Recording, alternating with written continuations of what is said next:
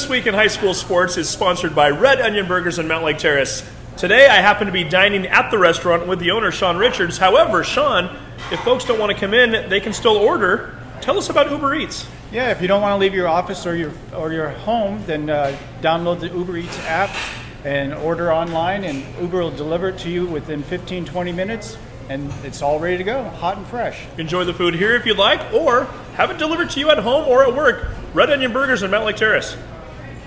Welcome to This Week in High School Sports. I'm Teresa Whipple here with Steve Willits. We have lots of track and field athletes to feature this week. We do indeed. The Easton Invitational was this past weekend. That's the really the premier track and field event in Snohomish County each year. 85 schools, I think, participated this year, over 1,200 athletes, and a few of our local athletes did an outstanding job over the weekend. To name a few, Brandon Bach, not a big surprise here from Mountlake Terrace High School. He won the javelin event. Had a throw of 187 feet and 8 inches. Brandon's a former state champion in that event last year. Speaking of state champions, Yukino Parle, we've talked to Yuki on the show before. Surprise, surprise, she won the 3,200 meter, which was a little bit shocking in the sense that she's coming off of an injury.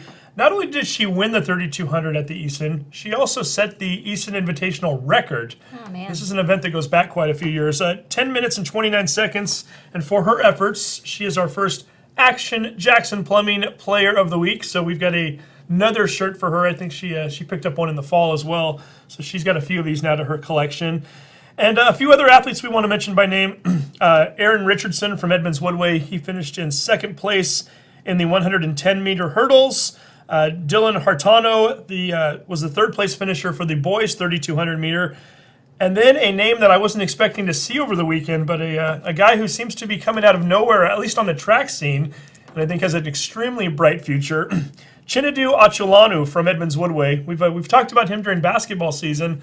The sophomore went out and ran a 10.88 in the 100 meter, missed winning the championship by 1/100th of a second, and he has definitely put everybody on notice around the track community that he's definitely someone to be reckoned with now.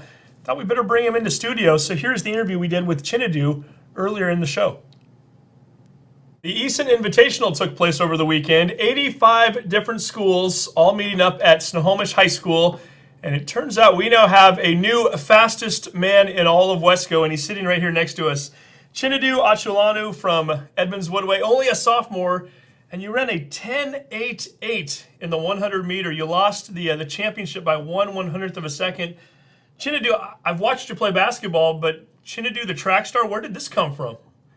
Well, in 8th grade, my parents wanted me to start doing track, and at first I didn't like it, like the idea, but then the speed, my speed just, it's all natural, came to me. I don't know, I'm trained for this. It just came to me natural.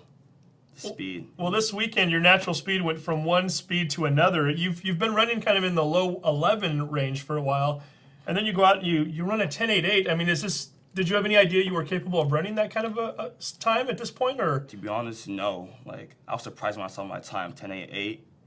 I don't know exactly the number, but there were a lot of 100-meter runners there, and they all had to run earlier in the day to qualify for the championship run, which is the top 8. Yeah.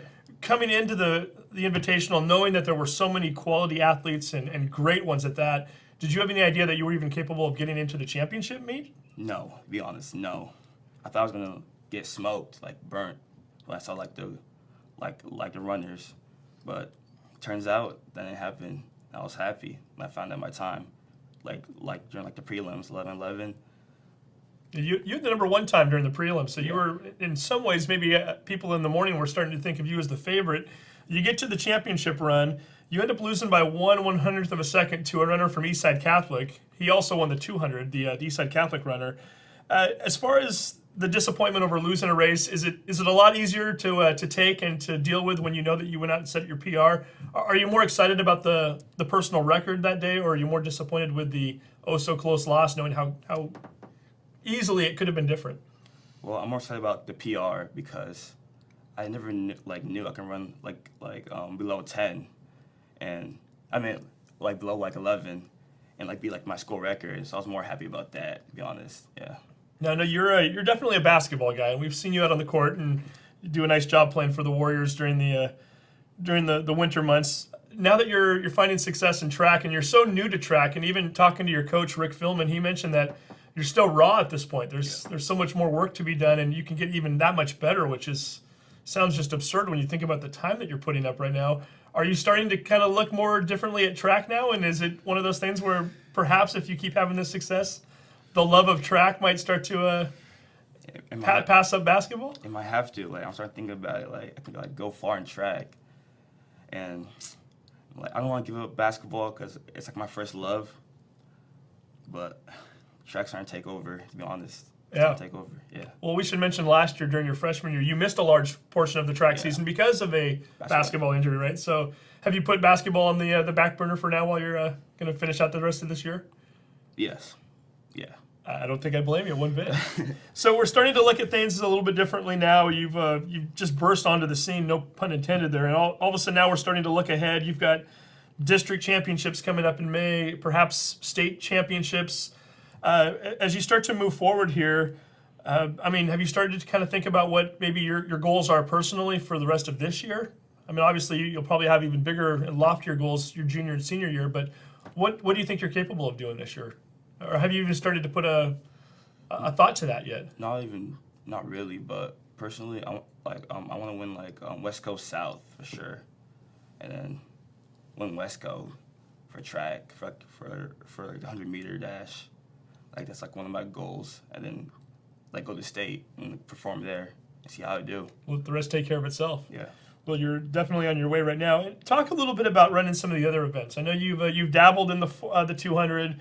You are occasionally one of the members of the 4x400 team. Do you like those distances as well, or are you more of a straight line? Give me that 100 meter and let me be done, or do you want to start to work on some of those other events too? Well, I want to start like running like the 400 like more often because I'm pretty good at it and I feel good when I'm like running it. And 200-meter dash is a good race for me too. I'm pretty good at it, but. Yeah. Well, the thing about Edmonds-Woodway, you've got some pretty good runners there. I mean, It's not just you, right? Tell me a little bit about, I know that Aaron Richardson and Chris Tilbury and some other guys. Tell me a little bit about what it's like to run with them and how much better you all make each other. Well, Chris Tilbury and Richardson, like, they're seniors, and, like, they always push me. It was like, say, Chinedu, come on, Chinedu, run faster than that. Come on, what are you doing? Only, like 11.2, like, come on. Only an 11.2, yeah, right? Yeah, it's tough, but, yeah, like, I love them, man. Like, they always, like, push me, support me, make sure that I'm good to run, like take care of me, roll me out, anything I need. Yeah, they're always there for me. And Grande too, another runner, junior, fast runner, like 11.5 was his like PR.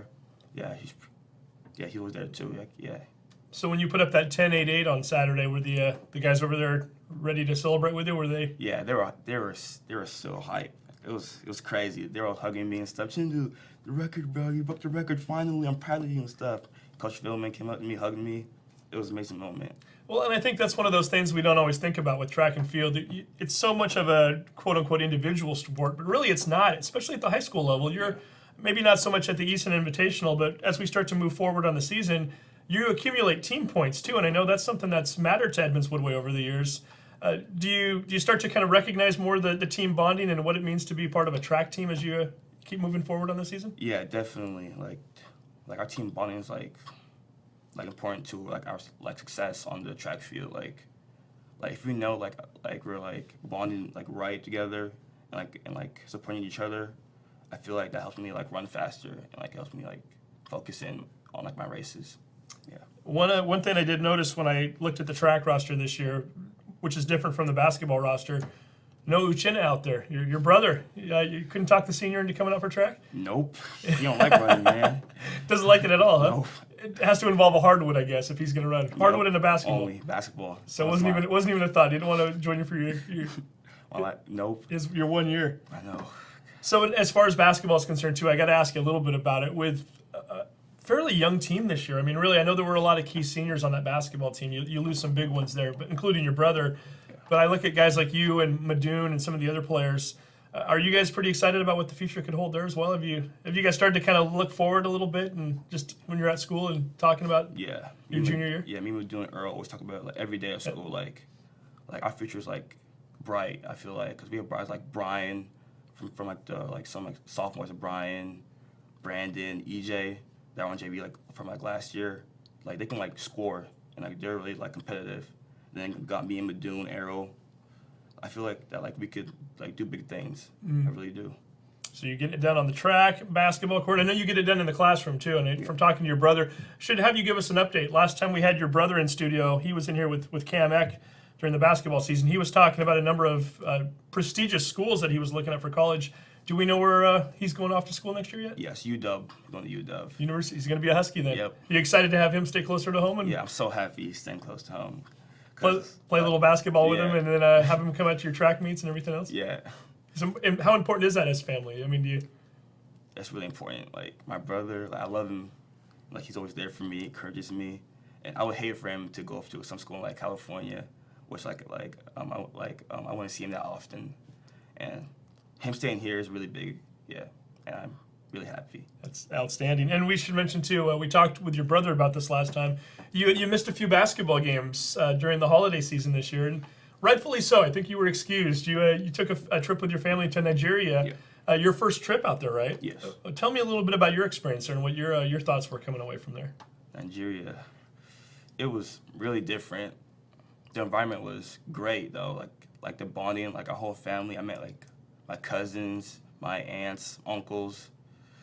It was really, really, really fun, and they had really like good food. And like New Year's Eve, New Year's was amazing. Like we had party like the whole day. It was just great. First trip, and I'm guessing maybe not the last trip, because I know you have Definitely a lot of family not. out there. Yeah. So again, it seems like it's good to be you this year. You're having a good time, and we're going to add to it even more so now. For your 10-8-8 at the Eastern Invitational, we are making you the Action Jackson Plumbing Player of the Week as far as from the boys' side of things. Yeah, when you go out against 85 other schools and some of the most elite athletes, not only in Washington but on the West Coast, and you miss winning the 100 meter by 1/100th of a second, I think you've earned this. So Thank you. Chinedu, wear that with pride. And again, congratulations on not only a great week, but an outstanding sophomore year so far. And we're hoping to keep talking about your accomplishments, hopefully all the way to state here in late May. Thank you very much. Thank you.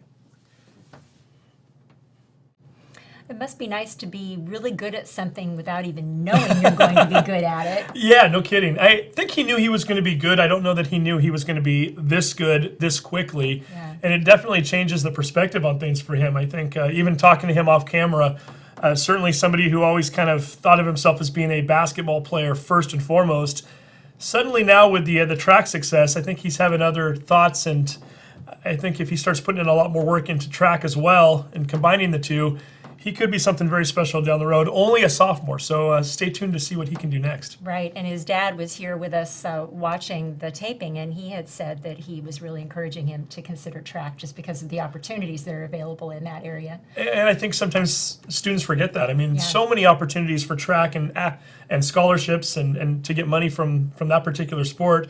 I think basketball obviously is a little more appealing to a lot of athletes. It's more fun to be out there with a basketball and your teammates and everything, but when you start to recognize the opportunity there, when you have this kind of talent, but we should also mention Chinedu, a very good basketball player too, Yeah. so he might have some decisions to make in a couple years. We'll see. Yeah, he may. Well, and we've got some Mountlake Terrace athletes. We do. We had 3 of them in studio, 3 athletes who also had a spectacular week, not only at the Eason, but throughout the course of the week with other events.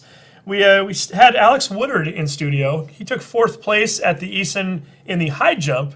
He's been doing very well in that event all year. He's won a few other track meets already this year in the high jump. And then we had the Hart sisters, Julia, who took 4th in the javelin, and Sandra, who was 6th in the 800, both of which sent PRs over the weekend. Julia has had 3 PRs since last Thursday in the 100, the 200, and the javelin. So we thought, not a bad time to bring in those 3 athletes too. Here are the members of the Mountlake Terrace Hawks track and field team. We continue our conversation about the Eason Invitational with 3 members from the Mountlake Terrace Hawks track and field team, all seniors. And with us right now, twin sisters, Sandra Hart and Julia Hart, along with Alex Woodard. And first of all 3 of you, congratulations. I know everybody here pretty much had a big weekend, had not only at the Eason Invitational on Saturday, but you also did very well on Thursday against, what was it, Jackson and Kamiak over at Mariner High School. But let's talk about the Eason Invitational from Saturday. Sandra, for you, you've got 85 different schools there, 1,200 different athletes, and oh, by the way, a much bigger audience than you're normally used to. Yeah. As an athlete, do you feed off that adrenaline? Definitely, yeah. It feels a lot different.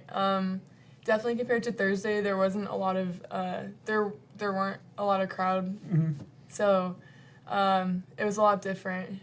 With Does it make? running. Is it more nerve wracking? Is it more exciting? Is it? It's definitely a lot more nerve wracking. I felt a lot more adrenaline definitely going around the turns.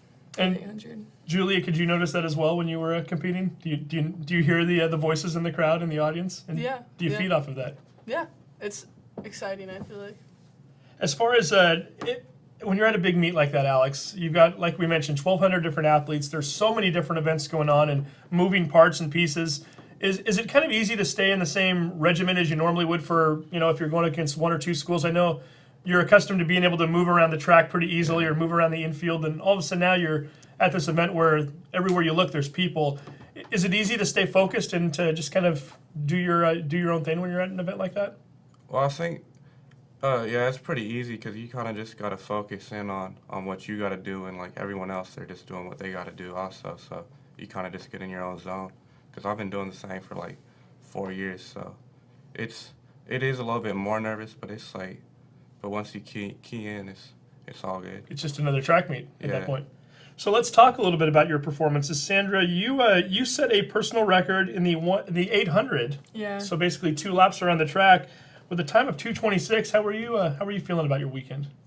I felt pretty good. It definitely felt a lot different, but I felt really happy about my performance. I definitely know that I ate a lot better and stretched a lot more before the 800 because there was a lot of time. Yeah, it's pretty And good. for you, the difference too is that you only had to participate in one event on Saturday, whereas Yeah. normally at a meet you're doing 3 or 4 events. Yeah. Is that helpful for you? Do you like being able to kind of focus on one thing, or would you have rather have had a little variety throughout the day? Definitely felt good just to focus on one event. Mentally, it's a lot easier for me. And then Julia, for you, you set not 1, not 2, but 3 PRs in the last few days. I know on Thursday you set your 200-meter PR, and then on Saturday at the Easton Invitational you set a PR in the 100-meter, and then you placed 4th overall, which is outstanding when you think about how large that field was, with a throw of 120 feet and 11 inches. I guess when you set 3 PRs over a 48-hour window, do you take more pride in one of them over the others, or are they just as exciting in their own special way? They're all exciting in their own ways, I feel like. Because I know there's like room to improve in all of them. Did one surprise you maybe more than the others, or have you? Javelin surprised me the most. Javelin's kind of the event you've taken off on this year too. Yeah. We know you've had a number of victories already, and we should add, by the way, I'm going to do this right now. You won the javelin at the Mountlake Terrace Invite last week, and at that time we announced you as being the Action Jackson Plumbing Player of the Week. So we're going to give you a T-shirt for your efforts there. Thank you so Congratulations. Talk about the javelin a little bit. How easy is it to improve? I mean, so much of it is strength, but it's also it's coordination, it's technique, it's everything else. What goes into being a good javelin thrower? Definitely the form. And my form is not the best right now, which is exciting because I know I have like a lot to improve on. And it's just fun to see what I can do. So you think you can continue to improve throughout the season then, as Yeah. well? And then Alex, for you had a nice showing at the Easton Invitational. I think 4th place finish for you Yeah. out of 85 schools, and you're not used to finishing in 4th. You've been kind of the high jump champion around here, so to speak, lately. You continue to win meet after meet in the high jump. Talk about your season a little bit. How are you feeling about the way things are going right now? I think I'm in a pretty good place right now, even though I kind of been around that 6-foot mark. You say I haven't really been used to 4th place, but actually like the past 3 years in the state qualifiers, I've placed 4th, which has actually kept me out of like ever going to state. Now it's my senior year. I haven't made state yet, so. So how much more motivated does that make you for this year, knowing that you came so close those last couple of years, and now you want to? Yeah, I'm definitely a lot more motivated, but yeah, and I feel like I'm in a good place right now to finally make it to state. go around the table here for a moment and tell me about all the different events that you participate in, because we know we kind of focused on some of your key ones just now, but each of you really does other events for the most part when there's track meets throughout the year. Sandra, I'll start with you. What other events are you participating in? So I'm usually 800, 400, 4x4, and 4x2. And then I recently started doing high jump. Okay. But, yeah. You said that with a laugh, so do you enjoy the high jump, or is it just Yeah, something? well, because I'm a senior, my coach thought it would be fun for me to do the high jump. Just because he knew that I did it incoming freshman year, and then I kind of got away from it because I was focusing on my mid distance. Now, you're a cross-country runner, Yeah. so going from cross-country running, and then you start to get into the 800, which is more of a mid-distance, and now we're talking 400 and 200, more of sprints. Yeah. How has that adjustment been for you? It's really weird, like trying to get the fast twitch muscles going and trying to run, faster. Compared to cross country, it's a lot different because you run road runs, which is up to 5 to maybe 6 miles. Yeah, it's definitely a lot It's different. a completely different event. I mean, it's not even it's running, but it's really not one and the same, is it? Yeah, definitely. It's definitely a lot different. And when you're doing the 4x200, the one of your teammates for that event, sitting right next to you here, Yeah. Julia, what other events are you participating in? So the events I do, 4x1, 4x2, triple. I'm gonna be doing triple this Thursday. 200, 100, and I think. So many you can't even think of all of them. Are you restricted as to how many events you can participate in at each track meet, or is there a limit? You're supposed to do 4 events. Okay. 4 is the limit. So in terms of the coaches trying to put you in certain places, is it a matter of where they need points on that particular meet, or is it a matter of what they want you to work on at that particular point in time? What usually goes into the strategy of which 4 events you're going to be limited to each week? Do you have a say in that, I guess? There's a better question, or is No, it I don't really have a say in what I do. Coach Vincent just kind of comes up to you and says, this is where we're going to plug you in today, and you just kind of go with it? Yeah. Okay. When you're doing the 4x2 together, are you handing off to one another, or are you on back-to-back legs of the race, or? Yeah, I usually hand off to her. I'm the third leg. Yeah, when I'm running up to her with the baton, she's always like yelling at me. Is that a sister thing, or is that a teammate thing, though, Julia? Probably a teammate thing, but I do yell at her. Is it You know, easier like- to yell at her knowing that she's your sister, as opposed Yeah. to? Can you talk to each other in ways differently than maybe you would talk to other teammates during a relay race? Yeah. Yeah, definitely. And how supportive are the two of you of each other? Do you tend to try to watch each other's events as much as you Yeah. can? Yeah, we definitely. I feel like I yell at her more compared to other people. Julia with a big smile on her face over there. Yeah. And Alex, for you don't have to worry about that, right? No siblings on the track.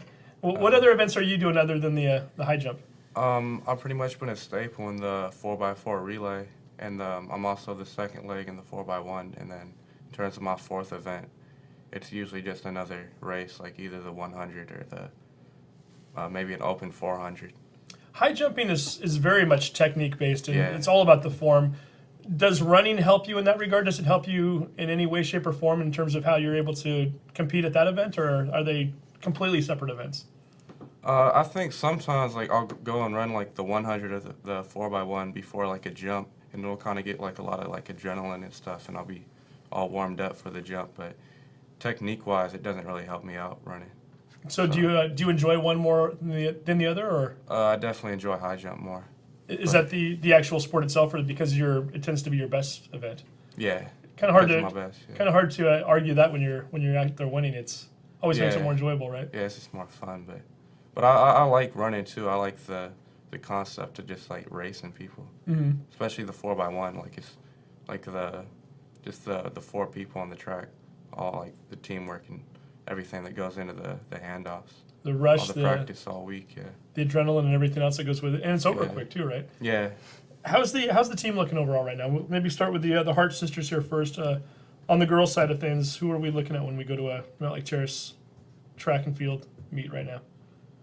Well, definitely Julia, because she's pretty much the star. I feel like.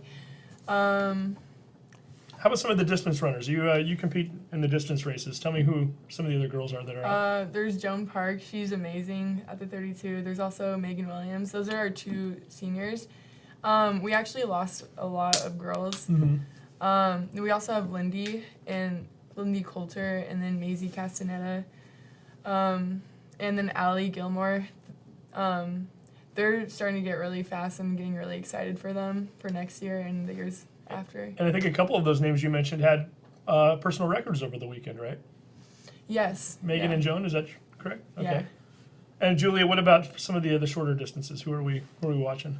Hind is getting a lot of PRs in her 200. I think she's right behind me, so I'm really excited to see like how her track and field is going to be like in the future. And do we have any other throwers that are out there with you? Or Well, Brandon Bach, he's really good. we've noticed state champion last year. Yeah. Madison is pretty good. And we've got some the boys too. I mean, Thaddeus Merton. I know he's Oh, having a yeah. big year too, right? So it's a school that I think prides itself on the throwing events, right? I'm sure that's partially from Coach Vincent with his background. Is that true? Yeah, he's a great coach. And Fred comes in. He's a javelin Olympian thrower, and he helps us a lot. I can imagine if you have a javelin thrower who was an Olympian, that might be something that could help you get a little bit better. Yeah.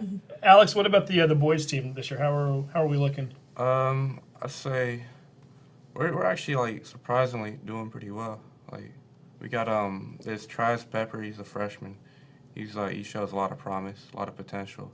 We also got this sophomore came over from another school, Janton, and then there's Dylan too. He's another guy in the 4x1. Yeah, we're looking pretty good. As 3 seniors here, do you enjoy kind of having that older leadership role? I mean, you mentioned having a freshman out there. I mean, have you been able to help mentor some of these guys along the way, or? Yeah, maybe a little bit. Yeah, talking to them, kind of pointing them in like the right direction. Kind of letting them know where you've been and how it. Yeah, leading Okay. by example. And same question for the two of you. Do you find yourself in that role now more as seniors? Yeah, also because I'm team captain, one of them. So I definitely found it, like I have to encourage a lot of people, like positively. Yeah, it's a lot of fun though. So as we start to look forward here, I know district's coming up pretty shortly. I guess West Coast South Championships. Do each of you have goals that you're setting for yourselves over the next month or so? And are those goals more based on times and distances, or are they more about placement and where you are in relation to your competitors? Alex, do you have any particular goals that you've set for yourself? Definitely want a PR, but I'd say I kind of just go into each jump just clear-minded and just focus on the jump. And letting the rest take care of itself? Yeah. Julia, what about you? Do you have any? Yeah. For Jav, I want to try to get over 133. And then for the 200, I want to get sub 27. When you look at the javelin throw, have you started to kind of compare your numbers in regards to other state performers, and where are you at right now? Do you know? Well, I've been looking at people around me, like on athletic.net, and they're throwing around the same, like 110, 115. People I need to worry about more. So would the 130 put you into that state competition then? I feel like it would. Okay, so stay tuned for that. And Sandra, what about you? What are your goals? Well, I really want to make it to state as well. It kind of depends on the 800 or the 400. I have to choose. But for the 800, I would like to get sub 220. I'm gonna have to put in a lot of work, but I'm getting closer, so I'm really happy about that. And the 400, possibly sub 60, but that's gonna be really hard. Again, I have to work on the fast twitch muscles, get rolling on that. You got a little more than a month to do it still, with the state coming up in late May. As far as the future for all 3 of you, you're all seniors. Alex, what are your aspirations for next year? Just continue working, just continue going to school. And do you know where you're going next year yet? Edmonds Community College. Okay. Yeah. And I think you're going to be joined by Julia there next year. You're going to be at Edmonds, but you're going to be busy playing sports, right? Yeah. Talk a little bit about that decision and what you're going to be doing. I'm going to be playing soccer at Edmonds, and I'm really excited about it. Very nice. Soccer, I know, what, 4-year varsity player from Mountlake Terrace? Is that right? Yes. Yeah. Okay. Are soccer kind of the first love, so to speak? Or Yeah. I love soccer. you keep getting better at track and field. They might be calling on you there. Would you ever think to switch at some point in your collegiate career, or soccer really kind of where the main focus is? Depends, I feel like. But right now, soccer. Sure. And one of your soccer teammates, part of your career, is sitting next to you here. Sandra, by the way, we should mention that you gave up soccer to do cross country. Yeah. How easy of a decision was that, knowing that your sister was still playing soccer? It was really hard because I've been playing soccer for as long as I could remember. So leaving that for track or cross country, it was really hard. But I knew that cross country, all the teammates were going to be really inviting, because I had known them from the distance team in track, and I think right now I'm really happy with my decision, because I learned a lot about running. And Julia shaking her head over there. Were you okay with that decision, or were you a little bit disappointed? I mean, whatever would make Sandra happy. That's what I was focused on. Very nice. We like that answer. Then we should mention too, when you were both freshmen, older sister Lily was still on the soccer team. So for a short time, all three of you played together. That had to be probably one of the more special moments of your high school career, I would think. Yeah. Yeah. I really enjoyed it. And then Sandra, for you, you're heading off to college next year too. Yeah. Where are you going? Everett Community College for their nursing program, and I'm hoping to transfer after that.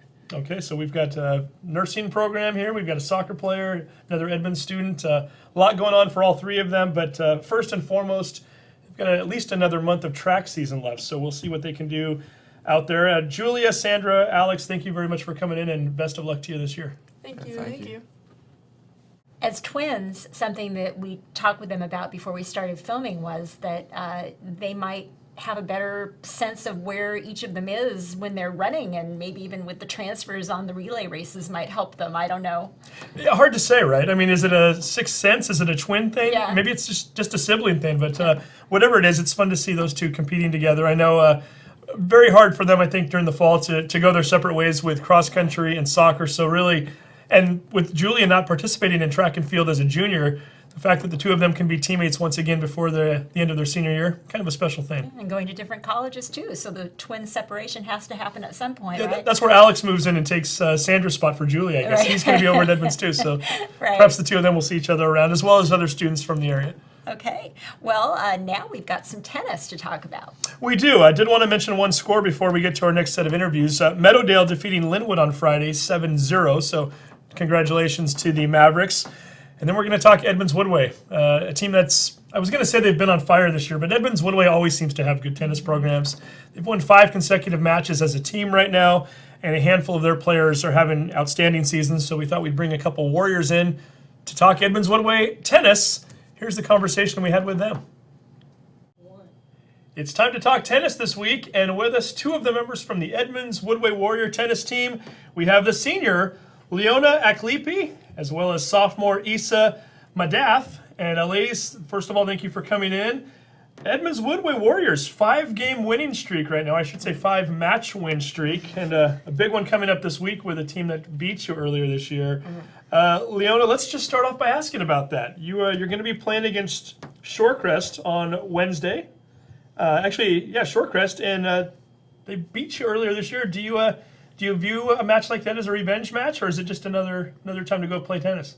Yeah, so I'm definitely very excited for this match, because I do kind of view it as a revenge match, because our team definitely likes to win and keep our winning streak going. So we're kind of going to have a good practice on Monday and hope for the best on Wednesday. And when you get into matches where you've got, I know last time you played them, they beat you in all 4 singles matches, and then Edmonds-Woodway won all 3 of the doubles matches.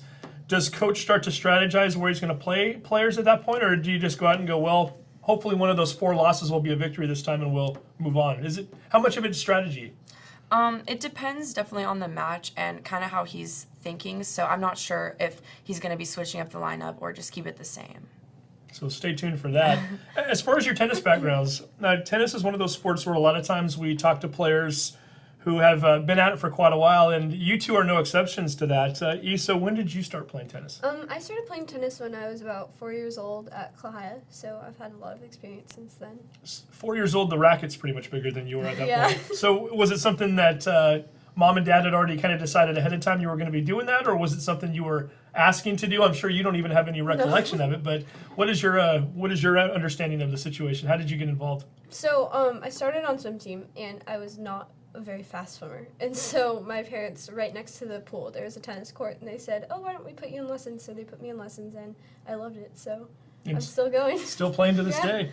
Leona, do you have a similar story? When did you start? I started when I was like about 8 years old, and my mom was trying to find a sport for me to be involved in, and she just kind of picked tennis and put me in, and it's worked ever since. So. Did you take to it right away? Because obviously the difference between maybe you and Issa is that I'm sure you probably do remember and recall some of those early moments. Did you like the sport right away, or did you have to kind of grow into it a little? I did like it. I wasn't very good when I first started, so I did have to kind of adjust and but I feel like I naturally kind of adjusted like later on after a few years. And 10 plus years later, they're both still playing. So doubles versus singles. So this is always an interesting question for tennis players, and I think you two fit perfectly into this question because you both do play doubles and singles.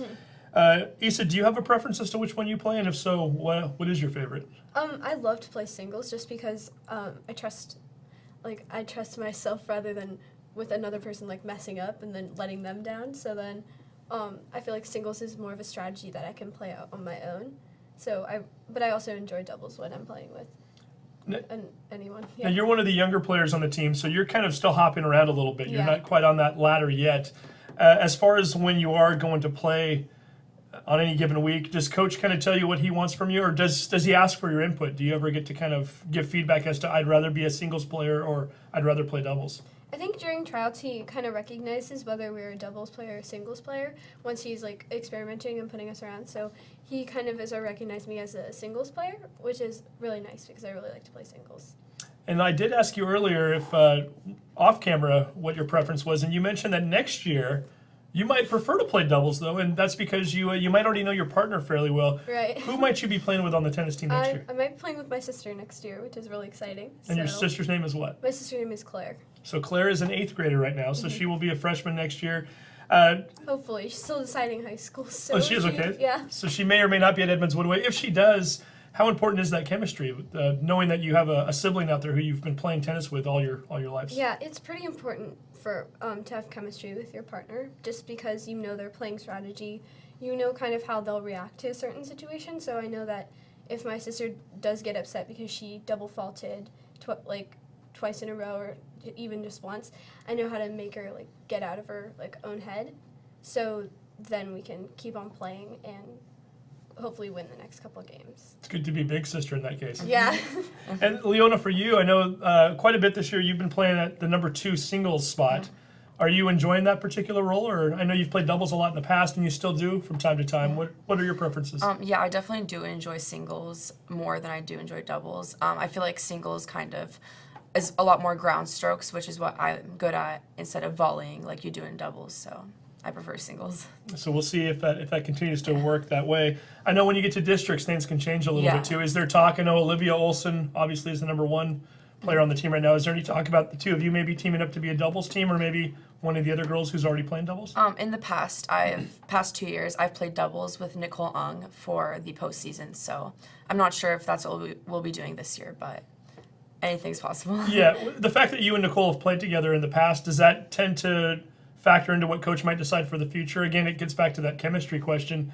Is it a matter of pairing the top 2 players together, or is it more finding 2 players that work well together? I definitely think it's finding 2 players that work well together, and also looking at who's good at singles and who's good at doubles, because some people are kind of more of a singles player and some could be both. So he kind of takes that into consideration as well.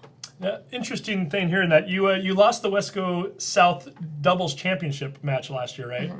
Who did you lose to? We lost to our own team, Haley Renfelt and Alexi Huffman. Now, what was that like when you've got a championship match at a high school tournament and you're playing against your teammates? In a way, I guess you can't really lose, right? Because everybody's rooting for each other. But Is it more difficult to have to play a match like that, or is it just as easy and just another match? Well, first of all, like we were both very excited to be in the championships and know that we were both going to be moving on to districts. So, as like we knew it was going to be competitive, but it was also kind of a friendly match in a way. But also we know our other teams so well, so we know what they're good at, and they know the same for us. So it was kind of a lot more difficult than playing a team that we don't know and that they don't know us. So what's it like for Coach Christ when he has to watch his teammates playing against one another? Is he coaching both teams at the same time simultaneously? No, he actually doesn't coach either teams. He just lets us kind of figure it out. do our thing, because he doesn't want to be like helping one team more than the other or anything, of course. So Interesting. Issa, speaking of Coach Christ, what's it been like to play for him? It's been pretty fun. He's a pretty good coach, so he gives us a lot of good tips when we're coming on and off the court. And yeah, so I feel like I've been improving on this team. And Leona, he's been at it for a while too. He's been there for a while now. Tell me a little bit about your experiences with him and how he's been able to help your game. Yeah, I feel like Coach Chris has done a lot for my game in the 4 years that I've been on the tennis team. He's really taught me a lot of different things about strokes and about strategy. So yeah, I'm really grateful that he's our coach. And both of you play outside of school as well. Tell me a little bit about that experience. Where are you playing at, and who are you playing for? Who helps you along the way, Issa, as far as coaching, and are you getting a lot of that outside of school? Mm-hmm. So over the summer, I play at Kahaya, and I have a really great coach. Her name's Daniela. She plays at the UW, and she's been able to help me for, I think, 3 years. She's been my coach. And then during the school year, I try to play at Harbor Square whenever I get the chance. And Leona, what about you? Yeah, I also try to play at Harbor Square whenever I can. Usually not during the actual season, but off-season time, I play there. I take lessons and stuff. Very good. And then Leona, tell me a little bit about some of the other teammates right now. We already talked about you and Olivia being the number 1 and 2. Who else are we watching if we're watching singles matches right now at Edmonds-Woodway? So we have Nicole Ung. She plays either 2 singles if I'm not playing that, or 3 singles. She's definitely like a very strong singles player, and she's very consistent. And then how about on the doubles side of things? Who are we watching? We have Haley Renfelt and Alexi Huffman. They take the number 1 doubles spot, so they're always a very good team, and their matches are always really entertaining to watch because of their good chemistry. So Issa, this is a senior-heavy team right now. A lot of seniors on that ladder. When you look at the rankings and whatnot, you and some of your fellow underclassmen will be moving into a lot of those spots next year. Who are some of the underclassmen right now that we're watching at Edmonds-Woodway? Some of the people in my grade are Alexi Huffman, and then we have Christabel Jameson and Marla Thal. And so we hopefully next year will be up closer to the top of the ladder. So yeah, Christabel and Marla right now are playing number 2 doubles. So they're doing really well this season. And Leona, for you as a senior and as somebody who's higher up on that ladder, do you get a chance to watch some of the younger players a lot, or is it one of those things where you're so focused on what you're doing for your own game and playing against the other seniors that maybe you don't get a chance to watch them as much? Yeah, so during our matches, after I'm finished, I always go and watch other people's matches, so that oftentimes is going to be the younger players. So sometimes I'm even going to give them like advice after the match and see what they've doing good at and see what they kind of need more help on. And even at practice too, since oftentimes we all practice on the same court and do drills, then I'm able to watch kind of everyone and be able to help people that are lower on the ladder. And Issa, do you find that you're able to turn to the seniors at times of need and ask them some questions? Or? Oh yeah, they're great. Like our captains are amazing. Nicole and Leona, they're so great. They, I love watching their matches because I feel like I improve as a singles player, seeing what they're doing, and they always give great tips. They're very supportive. So when you both look at your own goals for not only this season for you, Leona, but also maybe the future for you, Issa, what are some of those goals? Leona, I'll start with you as the senior. What are you hoping to achieve before the end of the tennis season? So if I am able to compete in the postseason tournaments this year, I'm hoping that I'll be able to advance onto state. Since I came really close last year, that's definitely a goal for me this year, is to go to state. You mentioned if you're able to. There's some question of that right now, right? Mm-hmm. What's the situation there? Yeah, so I'm in the full IB program, so I have testing going on at that time of year, so I'm not sure if I'm going to be able to kind of do both. So the IB testing might prevent you and some of your teammates from participating at districts, which would eliminate you from participating at state. Yeah. Ooh, we got to fix that somehow. Hey, Issa, what about you? What are some of your goals for the future? What do you want to achieve before you're done at Edmonds-Woodway? I think next year, since a lot of the seniors will be leaving, and that's kind of our top lineup, that I'd like to go into playing regular singles. That would be really nice. And then if the seniors aren't able to play at districts this year, which I really hope they are, then I'd hope to go as a substitute. We will see. We hope they are as well. So we'll see how that turns out. Hey, as far as other things that this team does, I understand there was a very interesting scavenger hunt last week. Leona, you're one of the captains, so tell us a little bit about what went into that and this team bonding experience and how that experiment went. Yeah, so we planned a scavenger hunt with kind of different activities that every team was supposed to complete. So we had a dinner, and then afterwards we split up into teams of 4 and kind of drove around the city and did fun activities like yodeling and like going into stores and talking to people and stuff. So where did the yodeling take place at? Were you supposed to go into a particular store or just anywhere? Just any grocery store was fine. I think my team went into Safeway.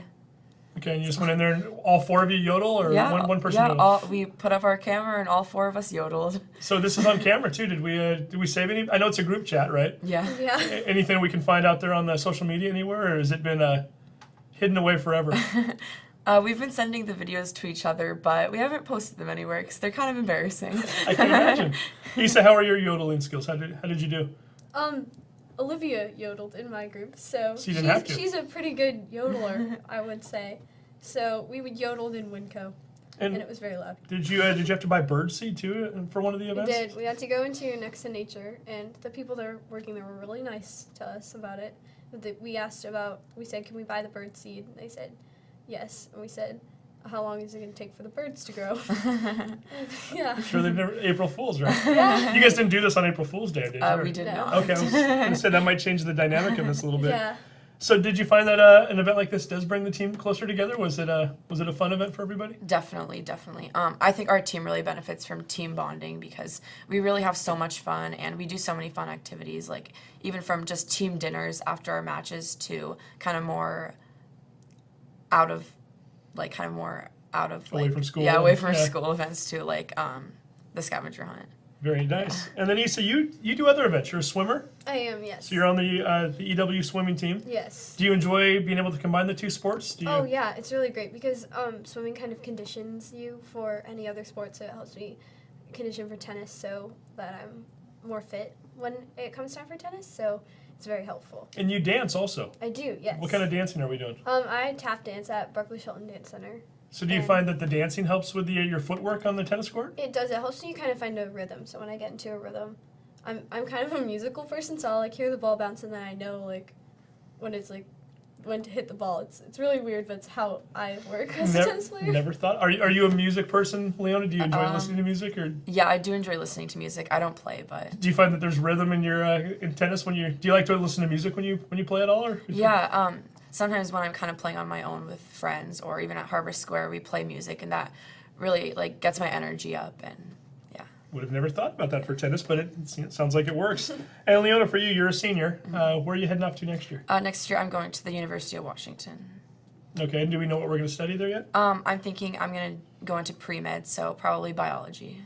And Issa, for you've got a little time. You're only a sophomore, but do you have any ambitions as to where you might want to go in a couple years? I'm thinking about also going to UW and trying to go into the education program. And as an educator, you're already teaching kids, right? It sounds like Right, you coach tennis. What age group are you I coaching? do. I'm coaching 3 to 6 year olds, so they're very interesting to coach. In a lot of different ways, I would think. Yeah. Not a lot of attention span at that point. Right, yeah. So do you have to have? Do you find that you're becoming a more patient person when you're coaching? I definitely am, and I'm becoming better at, I guess, my acting skills when I'm around little kids, because we have to pretend there's different, like, magic tricks going on when, like, the ball goes over the net or something, so Yeah, that's it's really definitely. funny. Do you have any? What's your favorite story from teaching 3 to 6 year olds at tennis? I think one of my favorite stories is, there was a kid, and he was left-handed, and he didn't want to be left-handed, he wanted to be right-handed like all of his friends. So he kept on trying to hold the racket in the wrong hand. We were like, why are you missing? Why do you keep missing? And we found out it's because he was using the wrong hand. So Interesting. Yeah. And I'm sure those stories will build over time as Yeah. well. You also teach dance to 3 to 6 year olds. I do, yes. What's easier, teaching tennis to that age group or dance? I think teaching tennis more because we have more coaches around to keep them focused. But teaching dance is harder because there's like a little bit, there's like also like tennis, there's a specific technique to it, but dance is for a longer time span, so they have to stay focused longer, which makes it harder and stay in like specific formations. So Interestingly Yeah. enough, I would have thought it would have been the other way around. The kids are already dancing around all the time anyway, so Yeah. maybe that was more natural, but sounds like tennis is a little bit easier in that regard. And so, again, maybe a future teacher here, but first and foremost, we've got a little bit more tennis to be played. So, Right. again, big matches this week. I know you play at Linwood on Tuesday, and then on Wednesday, the revenge match. That is Shorecrest at Edmonds-Woodway High School, 3:30 start time. And then hopefully, if everything works out okay, Leona, you and your teammates in early May will be at the Wesco 3A South Division Tournament at Jackson High School and perhaps beyond. Leona, Issa, thank you very much for coming in, and best wishes to the Edmonds-Woodway Warriors throughout the rest of the season. Thank you. thank you for having us. I sure wish somebody would have sent me video of that yodeling. Well, you might still be able to get it at some point. Maybe, We'll see. yeah. I'm not sure if the girls would approve of us putting it up on the show, but Probably not. And I thought about asking them to yodel on camera, but neither one of them seemed too eager to do so. But Yeah, they didn't perhaps. offer. No, we didn't push it very hard, and quite frankly, I wasn't going to because they might have turned the tables on me, and I wasn't going to yodel. You either. weren't going to yodel No. today. Okay, very good. Well, we have wrap up of, let's see, what, baseball, softball, and soccer. That's left. Yeah, baseball, a very interesting week. Mountlake Terrace and Meadowdale going into the week tied for first place, and they had a 2-game series with each other.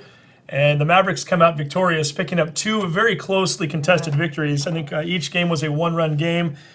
This one sounds familiar. We talked about this on our show earlier this year. Tommy Dimmick goes out and throws a shutout in a 1-0 game in which Travis Hagan hits a home run to win the game against Mountlake Terrace. It happened last year. Last year it was a walk-off. It was the very last at-bat of the game. This year Travis didn't waste any time. He did it in the 5th inning. Hits a home run. Tommy goes out and pitches a gem. They get a 1-0 victory. That was on Wednesday. The day before that, Tommy, when he's not pitching, was doing it at the plate. He had 2 home runs in that game. So really a nice week for both of them and their Maverick teammates. And consequently, they sit atop the standings now. The Mavericks are 9-3 in league play. Mountlake Terrace right behind them at 9-5. Edmonds-Woodway at 7-5. So they're all bunched up, and even Linwood's starting to play better. They split a series with Edmonds-Woodway last week. One other name I did want to mention, and a friend of the show who was just in here recently, Kendall Yackley from Mountlake Terrace. They then picked up a 11-0 victory over Oak Harbor on Friday. All Kendall did in that game, pitched 4+ scoreless innings, 2 home runs, 7 RBI. So if it wasn't for the fact that Chinedu had such an outstanding performance on the track, Kendall might be holding up a shirt of his own this week for the Action Jackson Plumbing. But again, Kendall Yackley, outstanding performance on his behalf and keeping the Hawks in the hunt. So we'll see how that continues to go. Softball, this is one we're really going to be keeping an eye on over the next couple weeks. Meadowdale, Edmonds-Woodway, and Mountlake Terrace are all within a half game of each other in the standings right now. 7-3 Meadowdale, 7-3 Edmonds-Woodway, 7-4 Mountlake Terrace. And Mountlake Terrace plays at Edmonds-Woodway on Friday this week. So really all 3 of those teams in a position to perhaps win a Wesco 3A South championship. And they're going to be battling against each other down the stretch. And then we want to mention soccer really quickly as well. Edmonds-Woodway and Meadowdale continuing to stay in the fight for the Wesco 3A championship, or at least the regular season championship. Edmonds-Woodway right now a game out of first place with a record of 7-2. Meadowdale 6 wins, 2 losses, and 2 ties. And Meadowdale hosts Snohomish, who's right ahead of them in the standings. That's on Tuesday, so a big game coming up for them. And then Mountlake Terrace is at Edmonds-Woodway at 7:30 Friday night. So if you kind of put this together here, if you really want to do a doubleheader of sports, if you want to get a little variety, how about this for a Friday evening? 4 o'clock, you head over to Edmonds-Woodway, you watch Mountlake Terrace play Edmonds-Woodway in softball.